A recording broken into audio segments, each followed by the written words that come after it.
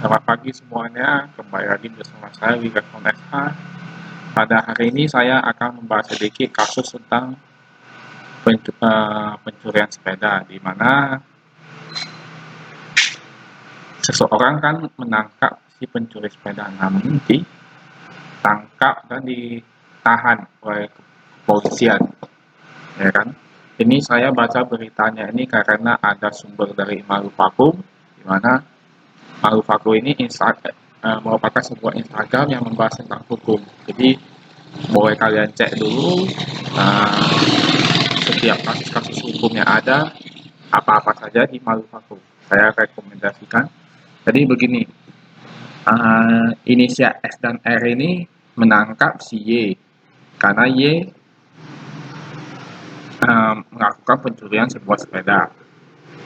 Namun pada saat S dan R mau menangkap si Y sempat menonjok si S dan kemudian S membalasnya, kalau nggak salah dengan cara membalasnya dengan cara menendang motor si Y dan akhirnya terjatuh, ya kan?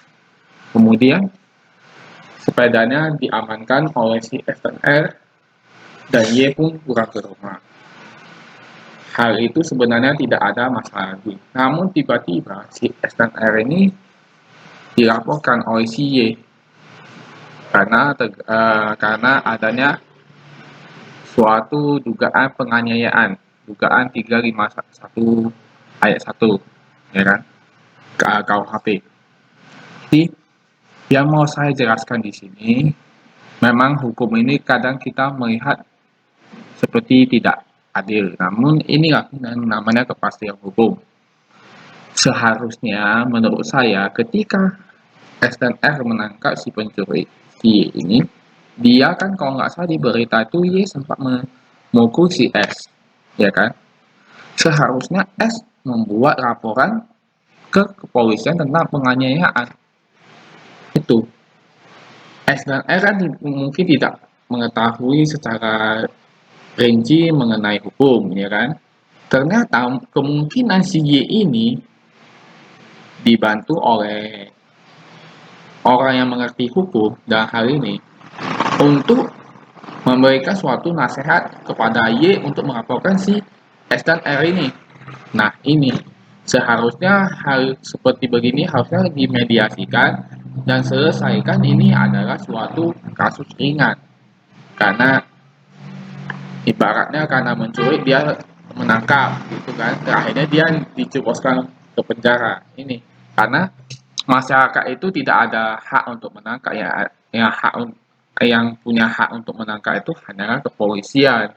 Ketika tadi S dan R mencoba menangkap si Y ini dan menendang motornya itu, S dan R ini sudah masuk ke kategori anxiety, main hakim sendiri. Padahal sebenarnya niatnya baik. Nah, ini yang kadang di kehidupan sehari-hari kasus-kasus pidana ini seperti begini. Jadi atas dugaan itu S dan R dijatuhkan pasal 170 KUHP tentang main hakim sendiri, yang pasalnya itu menyebutkan barang siapa dengan terang-terangan dan dengan tenaga bersama menggunakan kekerasan terhadap orang atau barang diancam dengan pidana penjara paling lama 5 tahun 6 bulan. Junto 351 tentang penganiayaan yang disebutkan penganiayaan diancam dengan pidana penjara paling lama 2 tahun 8 bulan atau pidana denda paling banyak Rp4.500. Nah, ini dia kena dua pasal S dan R ini. Nah, jadi kenapa ditahan? Jelas. Meskipun ancamannya di bawah 5 tahun di pasal 351 KUHP ini, kalau kita tinggal dari 351 ayat 1, kan pidana penjaranya hanya paling lama 2 tahun 8 bulan di bawah 5 tahun. Namun, hal itu sudah diatur dalam ketentuan pasal 21 ayat 4 KUHP. Nah, itu. Pasal 21 ayat 4 KUHP ini dikatakan penahanan tersebut dapat dilakukan apabila pidana penjaranya lebih dari 5 tahun. Nah, Dan ketentuan-ketentuan lainnya salah satunya itu pasal 35, apabila seseorang melakukan suatu tindak pidana pasal 351 maka tetap dapat ditahan. Itu masalahnya. Jadi kalau ditanya nasihat saya untuk kasus ini, S dan R ini dapat mengajukan penangguhan penahanan dulu. Penangguhan penahanan ini kan sebenarnya sudah diatur dalam pasal 31 ayat 1 KUH, ya kan? Nah, cobalah kita lakukan penangguhan penahanan. Apabila penangguhan penahanan uh, tidak dapat dikabulkan, maka coba dilakukan lagi dengan pra peradilan dengan pasal 79 KUHP, ya kan?